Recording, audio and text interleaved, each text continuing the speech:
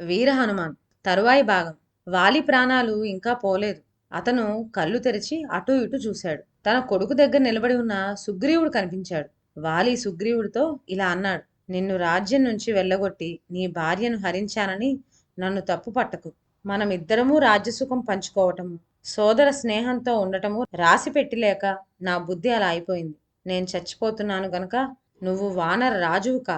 నా ఈ చివరి కోరిక ఎంత కష్టమైనా తీర్చు. నాకు ప్రాణం కన్నా ఎక్కువైన వాడు అంగదుడు. వాణ్ణి నీ కొడుకులాగే చూసుకో. వాడికి ఏ లోటు రానీకు. వాడికి ఇక నువ్వు తప్ప ఎవ్వరూ లేరు. వాడు నీ అంత పరాక్రమం గలవాడు. అన్ని విషయాల్లోనూ నీకు తోడుగా ఉండగలడు. సుషేనుడి కూతురు నా భార్య అయిన తార చాలా సూక్ష్మబుద్ధి గలది. రానున్న కష్టాలను ముందుగా తెలుసుకోగలదు. అందుచేత ఆమె చెప్పినట్లు చెయ్యి. లేకపోతే నీకు ఆపద కలుగుతుంది. నాకు దేవేంద్రుడిచ్చిన కాంచనమాల ఇప్పుడే నువ్వు తీసుకో. నేను చచ్చిపోతే దీని కాంతి పోతుంది. వాలి చెప్పిన దానికి సుగ్రీవుడు వినయంగా తలాడించి కాంచనమాల తీసుకున్నాడు. తరువాత వాలి అంగదుని దగ్గరికి పిలిచి కొన్ని హితులు చెప్పాడు. అతను తన పట్ల ప్రవర్తించినట్టే సుగ్రీవుడి పట్ల ప్రవర్తించాలి. సుగ్రీవుడి శత్రువులతో ఎన్నడూ చేరరాదు. సుగ్రీవుడు చెప్పిన పనులు శ్రద్ధగా చేయాలి. ఎవరితో గాని అమిత స్నేహం చేయటం కానీ, అసలే స్నేహం చేయకపోవటం కానీ తప్పు. ఇలా చెప్పి వాలి ప్రాణాలు వదిలాడు. వానరులందరూ గొల్లున ఏడ్చారు. వాళ్ళు వాలి చేసిన మహాకార్యాలు తలుచుకున్నారు. ఈ వాలి గోలబుడనే గంధర్వుడితో 15 సంవత్సరాలు పోరాడి చంపాడు. వాలి ఉండగా వానరులకు ఎవరి భయమూ లేకపోయింది. తారా తన భర్త కోసం తలుచుకొని ఏడ్చింది. నీలుడు వాలి రొమ్ము నుంచి బాణం లాగేశాడు. తారా చెప్పిన మీదట అంగదుడు వాలి కాళ్ళు పట్టుకొని నమస్కారం చేశాడు. తారా దుఃఖం చూస్తూ సుగ్రీవుడు తానే వాలిని చంపించినందుకు మహా బాధపడ్డాడు. అతను కంటనీరు పెట్టుకుంటూ రాముడి దగ్గరికి వెళ్ళాడు. అలా వెళ్ళి సుగ్రీవుడు రాముడితో, రామా, నువ్వు నీ మాట నిలబెట్టుకొని వాలిని చంపావు. నాకు రాజ్యము ఇచ్చావు. కానీ నాకు జీవితం మీద కోరికపోయింది. తార, వానరులు ఇలా ఏడుస్తూ ఉండగా నాకు ఈ రాజ్యం ఎందుకు? మొదట వాలి నన్ను పెట్టిన బాధల మూలంగా వాలి చావు కోరాను. కానీ తీరా వాలి చచ్చిపోయాక పశ్చాత్తాపం నన్ను దహిస్తున్నది. నా జీవితమంతా ఋషిముఖం మీదనే వెళ్ళబుచ్చటం మంచిదని తోస్తున్నది. ఇప్పుడు నాకు స్వర్గం కూడా వద్దు. వాలి నన్ను ప్రాణాలతో వదిలాడు. నేను వాలి ప్రాణాలు తీయించాను. నాకంటే పాపి ఉండడు. ఇప్పుడు నేను యువరాజుగా ఉండటానికి కూడా తగను. రాజుని ఎలా కాగలను? నేను కూడా వాలితో పాటు దహనమవుతాను. వానరులు నీ పని చూడగలరు. సీతాదేవిని వెతుకుతారు అన్నాడు. తారా రాముని చూసి దుఃఖిస్తూ ఇలా అన్నది: వాలిని చంపిన బాణంతోనే నన్ను కూడా చంపి వాలి దగ్గరికి పంపు. నేను వెంట లేకపోతే వాలికి సుఖం లేదు. సీత వియోగంతో నువ్వు ఎలా బాధపడుతున్నావో స్వర్గంలో వాలి నా కోసం అలా బాధపడతాడు. నన్ను చంపితే నీకు వాలిని చంపిన దోషం పోతుంది. రాముడు ఆమెను ఓదార్చుతూ, వీరపత్నివైన నువ్వు ఇలా దుఃఖించరాదు. వాలి ఉన్నప్పుడు సుఖపడినట్టే నువ్వు మళ్ళీ సుఖపడతావు. నీ కొడుకు అంగదుడు యువరాజు అవుతాడు అన్నాడు. అతను వానరులతో, ఎంత ఏడ్చినా చచ్చిపోయిన వాడికి అందువల్ల మేలు జరగదు. కాలయాపన ఎందుకు? వాలికి ఊర్ధ్వలోకాలు కలిగే కార్యక్రమం చేయండి అన్నాడు. అప్పుడు లక్ష్మణుడు దుఃఖంలో మునిగి ఉన్న సుగ్రీవుడితో, సుగ్రీవా, వాలికి దహన సంస్కారం జరగాలి. వానరుల చేత చందనం మొదలైనవి ఎండు కట్టెలు తెప్పించు. అంగదుణ్ణి ఓదార్చు. తండ్రి తల కింద కొరివి పెట్టడానికి అతన్ని సిద్ధం చేయి. ఇక నుంచి కిష్కిందను పాలించవలసిన నువ్వు ఏడుస్తూ కూర్చుంటే జరగదు. అంగదుడి చేత పూలు, బట్టలు, నేయి, నూనె, గంధ ద్రవ్యాలు వెంటనే తెప్పించు. పల్లకి ఒకటి తీసుకురావాలి. వాలిని మోసే వానరులు సిద్ధంగా ఉండాలి అన్నాడు. లక్ష్మణుడు ఇలా చెప్పగానే తారుడు పల్లకీని పట్టుకురావటానికి కిష్కిందకు వెళ్ళి త్వరలోనే తిరిగి వచ్చాడు. సుగ్రీవుడు, అంగదుడు కలిసి వాలి శరీరాన్ని పల్లకీలో పడుకోబెట్టారు. సుగ్రీవుడు వాలి శరీరం మీద పూలు కప్పి పల్లకీ తీసుకుపోయే దారి వెంట పూలు చల్లమని వానరులను ఆజ్ఞాపించాడు. శవం వెంట అంగదుడితో పాటు వాలి బంధువులైన తారుడు మొదలైన వాళ్ళు, స్త్రీలు నడిచారు. ఒక వాగు సమీపాన ఇసుకలో చితి ఏర్పరిచారు. తరువాత వాలిని దహనం చేసి జలతర్పణాలు విడిచారు. రాముడి దగ్గరుండి వానరుల చేత కర్మకాండ అంతా యథావిధిగా చేయించాడు. సుగ్రీవుడు స్నానం చేసి తడిబట్టలతో రామలక్ష్మణుల వద్దకు వచ్చాడు. వానరులంతా అతనితో బాటే నిలబడ్డారు. అప్పుడు హనుమంతుడు రాముడితో, రామా, నీ దయ వల్ల సుగ్రీవుడికి రాజ్యం వచ్చింది. నీ సెలవైతే అతనిప్పుడు కిష్కిందకు ప్రవేశించి ఎన్నో పనులు చేయాలి. అతను శాస్త్రోక్తంగా పట్టాభిషేకం చేయించుకొని నిన్ను తగిన విధంగా సన్మానిస్తాడు. అందుచేత నువ్వు కిష్కిందకు వచ్చి నీ చేతి మీదగానే పట్టాభిషేకం జరిపించి వానరులకు ఆనందం కలిగించు అన్నాడు. దానికి రాముడు, హనుమంతుడా, తండ్రి ఆజ్ఞ ప్రకారం 14 ఏళ్ళు వనవాసం చేయవలసిన నేను గ్రామాల్లోకి గాని పట్టణాలలోకి గాని ప్రవేశించరాదు.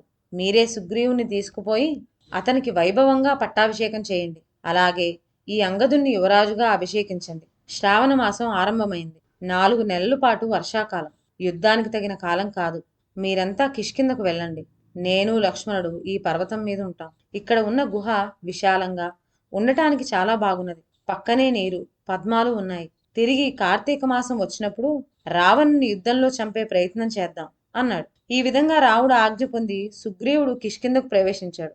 వానరులంతా అతన్ని అనుసరించారు. అతను తను చూడవచ్చిన వానరులందరినీ పరామర్శించి తారను ఊరడించడానికి వాలి అంతఃపురానికి వెళ్ళాడు. సుగ్రీవుడు వాలి అంతఃపురం నుంచి తిరిగి రాగానే వానరులు అతని పట్టాభిషేకం కోసం బంగారు అలంకరణలు గల తెల్ల గొడుగు, 2 వింజామరలు, అన్ని రకాల మనులు, సమస్త విత్తనాలు, ఔషధులు, పూలు, చందనము, అక్షింతలు, కుంకుమ పువ్వు, తేనె, నెయ్యి, పెరుగు మొదలైనవన్నీ సిద్ధం చేశారు. అడవి పంది చర్మంతో కుట్టిన పాదరక్షకులు సుగ్రీవుడి కోసం సిద్ధం చేశారు. తరువాత బ్రాహ్మణులు అగ్నిహోత్రం చేసి పూజించి సుగ్రీవుడికి వేదోక్తంగా పట్టాభిషేకం చేశారు. గజుడు, గవాక్షుడు, గవాయుడు, శరభుడు, గంధమాదనుడు, మైందుడు, ద్విదుడు, హనుమంతుడు, జాంబవంతుడు, నలుడు బంగారు కలశాలతోనూ ఎద్దు కొమ్మలతోనూ నది జలం తెచ్చి సుగ్రీవుని అభిషేకించారు. రాముడు చెప్పిన ప్రకారం సుగ్రీవుడు అంగదుని యువరాజుగా అభిషేకించాడు. అలా చేసినందుకు వానరులు సుగ్రీవుని మెచ్చుకున్నారు. వానరులందరూ పండగ చేసుకున్నారు. సుగ్రీవుడు రాముడి వద్దకు వెళ్ళి జరిగిందంతా చెప్పి తిరిగి వచ్చి తన భార్య అయిన రూమతో సుఖంగా జీవించసాగాడు. రామలక్ష్మణులు వానాకాలం గడపటానికి నిర్ణయించుకున్న గుహ ప్రసన్న పర్వతం మీద ఉన్నది. అది చాలా అందమైన పర్వతం. గుహకు సమీపంలోనే తామర కొలను ఉన్నది. గుహ ద్వారం నైరుతి దిక్కుగా ఉండటం చేత వానజల్లు లోపలికి రాదు. తూర్పు నుంచి ఈదురుగాలి కూడా లోపలికి రాదు. గుహ ముందర చక్కని సమప్రదేశం ఉన్నది. సమీపంలోనే చక్కని నది కూడా ప్రవహిస్తున్నది. కిష్కింద అక్కడికి ఎంతో దూరం లేదు. కిష్కిందలో జరిగే కోలాహలము, వాద్యాలు, ధ్వనులు గుహకు స్పష్టంగా వినిపించాయి. అలాంటి అందమైన ప్రదేశంలో ఉంటూ రాముడు ఒక వంక సీత కోసం విరహపడుతూ రావణ్ణి చంపడానికి సుగ్రీవుడు సహాయపడతాడని ఆశపడుతూ శరత్కాలం కోసం ఎదురు చూడసాగాడు. అతనికి ఆ వానాకాలం చాలా కష్టం మీద గడిచింది. చివరకు వానలు వెనకబడ్డాయి. కానీ సుగ్రీవుడు రాముడి పని సంగతి పూర్తిగా మర్చిపోయాడని హనుమంతుడికి తోచింది. సుగ్రీవుడు రాజ్యభారం అంతా మంత్రులకు వదిలేసి పూర్తిగా తన కాలమంతా స్త్రీలతో సుఖించటంలో ఇన్నాళ్ళు గడిపాడు. అతను తన భార్యను రూమనేగాక తన అన్న భార్యను తారను కూడా తన భార్య చేసుకున్నాడు. ఇది గమనించిన హనుమంతుడు సుగ్రీవుడి వద్దకు వెళ్ళి, నీకు రాజ్యం, వైభోగం వచ్చాయి. స్నేహితుల పట్ల బాధ్యత కూడా నిర్వర్తించు. సొంత పనులు పాడు చేసుకొని అయినా మిత్రుల పనులు చేసేవాడు నశించడు. మనం ఇప్పుడు రాముడి కోసం సీతను వెతకవలసి ఉన్నది. ఈ పని ఇప్పటికే ప్రారంభం కావాల్సింది. రాముడు మంచివాడు గనక ఓపిక పట్టాడు. సీతను వెతకటానికి వానరులను పంపించు అన్నాడు. సుగ్రీవుడికి ఈ మాటతో తొందర కలిగింది. అతను నీలుణ్ణి పిలిచి అన్ని దిక్కులా ఉన్న వానర సైనాలను పిలిపించమని ఆజ్ఞాపించాడు. 15 రోజుల లోపల కిష్కిందకు వచ్చి చేరని వానరులందరికీ మరణదండను ప్రకటించాడు. ఈ లోపల రాముడు వర్షాకాలం పోయినా సుగ్రీవుడు రాకపోయేసరికి చాలా బాధపడ్డాడు. అతను లక్ష్మణుడితో, సుగ్రీవుడు శరత్కాలం రాగానే సీతను వెతికిస్తానని మాట ఇచ్చి తన పని తీరింది కదా అని ఉపేక్షిస్తున్నాడు. అతనికి నా బాణం దెబ్బతినాలని కోరికగా ఉన్నట్లుంది. నువ్వు వెళ్ళు, నేను కోపంగా ఉన్నానని అతనితో చెప్పు. వాలిని పంపిన మార్గాన సుగ్రీవుని కూడా పంపగలనని చెప్పు. వాలిని ఒక్కన్నే చంపాను. సుగ్రీవుడు మాట తప్పితే అతన్ని, అతని బంధువులను కూడా చంపుతాను. ఇదంతా అతనికి ఎలా చెప్పాలో అలా చెప్పు అన్నాడు. లక్ష్మణుడికి కూడా సుగ్రీవుడి పైన చాలా కోపం వచ్చింది. ఈ సుగ్రీవుడు తనకు రాజ్యం ఎలా వచ్చినదని మరిచాడు. అతని రాజ్యం నిలవదు. నేనిప్పుడే వెళ్ళి ఆ సుగ్రీవుని చంపి అంగదుడి సహాయంతో సీతాదేవిని వెతికిస్తాను అంటూ లక్ష్మణుడు బయలుదేరేసరికి రాముడు అతన్ని ఆపి, లక్ష్మణ, అంత పని చేయకు. మనకు అతనికి మధ్య ఉన్న స్నేహాన్ని మరువకు. సుగ్రీవుడితో మంచిగానే మాట్లాడు.